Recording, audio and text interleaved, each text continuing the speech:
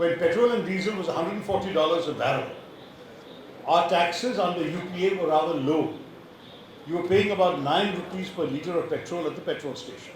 നമസ്കാരം. കേരളത്തിലെ knowledge economy എന്ന വിഷയത്തിൽ ടെക്കികളും പ്രൊഫഷണലുകളുമായി സംവദിച്ച് doctor Shashi Tharoor M P തൃക്കാക്കരയിൽ UDF സ്ഥാനാർത്ഥി ഉമാ തോമസിന്റെ പ്രചരണത്തിന്റെ ഭാഗമായാണ് പരിപാടി സംഘടിപ്പിക്കപ്പെട്ടത്.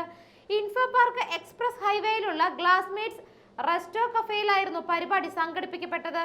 തൃക്കാക്കരയിൽ പ്രവർത്തിക്കുന്ന ടെക്കികൾ വേഗത്തിൽ പോകുന്ന ട്രെയിൻ 21ാം നൂറ്റാണ്ടിന്റെ ആവശ്യമാണെന്ന് മനസ്സിലാക്കിയിട്ടുണ്ട് എന്ന് മുതിർന്ന കോൺഗ്രസ് നേതാവ് ശശി തരൂർ.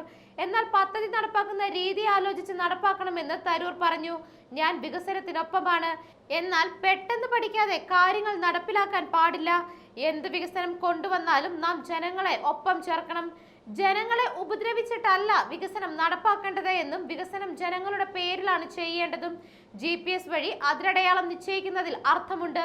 പദ്ധതിയുമായി ബന്ധപ്പെട്ട് UDFും ചില വിദഗ്ധരും ചോദിച്ച ചോദ്യങ്ങൾക്ക് ഇതുവരെ തൃപ്തികരമായ മറുപടി ലഭിച്ചിട്ടില്ല. ഉദാഹരണത്തിന് ബ്രോഡ് ഗേജിന് പകരം എന്തുകൊണ്ടാണ് സ്റ്റാൻഡേർഡ് ഗേജ് എന്നതിന് ഉത്തരം ലഭിച്ചിട്ടില്ല. ബ്രോഡ് ഗേജ് അല്ലെങ്കിൽ മറ്റു ട്രെയിനുകളുമായുള്ള കണക്ടിവിറ്റി എങ്ങനെ നടപ്പാക്കും? പരിസ്ഥിതിയുമായി ബന്ധപ്പെട്ട ആഴത്തിലുള്ള പഠനം നടത്തിയിട്ടുണ്ടോ? ജനങ്ങളുടെ പിന്തുണയില്ലാതെ എങ്ങനെ പദ്ധതി നടപ്പാക്കും? തുടങ്ങിയ ചോദ്യങ്ങൾക്ക് മറുപടി ലഭിച്ചിട്ടില്ല എന്ന് തരൂർ പറഞ്ഞു.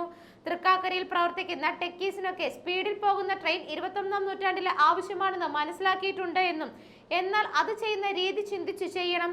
വന്ദേ ഭാരതിന്റെ വേഗതയും കേരളിന്റെ വേഗതയും തമ്മിൽ വലിയ വ്യത്യാസമില്ല. അപ്പോൾ വന്ദേ ഭാരതിനെ ചുരുങ്ങിയ ചിലവിൽ കേരളത്തിൽ കൊണ്ടുവരാൻ സാധിക്കുമോ തുടങ്ങിയ കാര്യങ്ങൾ പരിഗണിക്കുകയും വേണം. എന്നാൽ വികസനം വേണമെന്നാണ് തന്റെ ആവശ്യം. കേരയിൽ പ്രോജക്റ്റ് വേണ്ട എന്നുള്ള അഭിപ്രായം പൊതുജനങ്ങളുടേതാണ് എന്ന് ഞങ്ങൾ കാണുന്നുണ്ടെന്നും തരൂർ പറഞ്ഞു.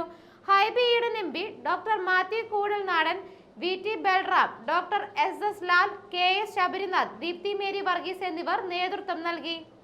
The question of the tax structure is something that is worrying. I've actually spoken on behalf of the Congress Party on the budget, in the national budget in Parliament on 5 or 6 occasions now.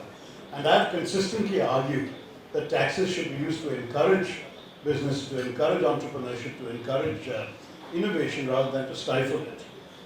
I'm sorry to say that the government, in the 8 years they've been in power, have reversed the kind of direction in which UPA government was going of lowering taxes. They have, of course, now lowered corporate taxes incrementally, but a lot of other things. I mean, one simple example, for example, is on the question of startups. They have decreed a 3-year tax holiday on profits made by startups. The truth is that very few startups make a profit in their first 3 years. So it's a meaningless gesture.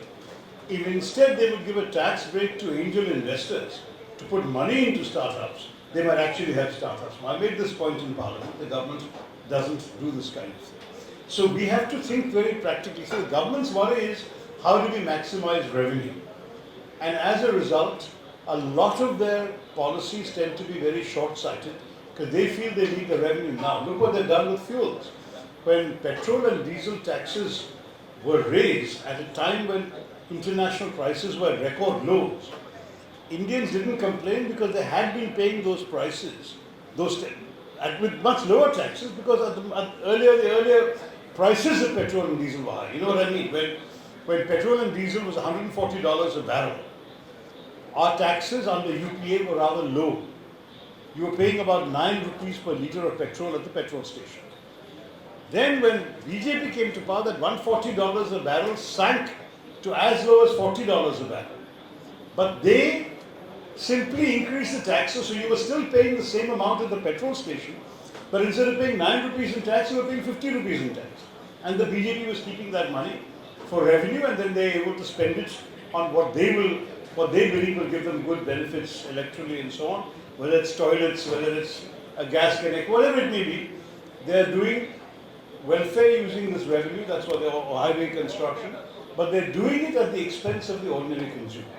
And this is very short-sighted because when petrol prices are high and diesel prices are high, it affects everything.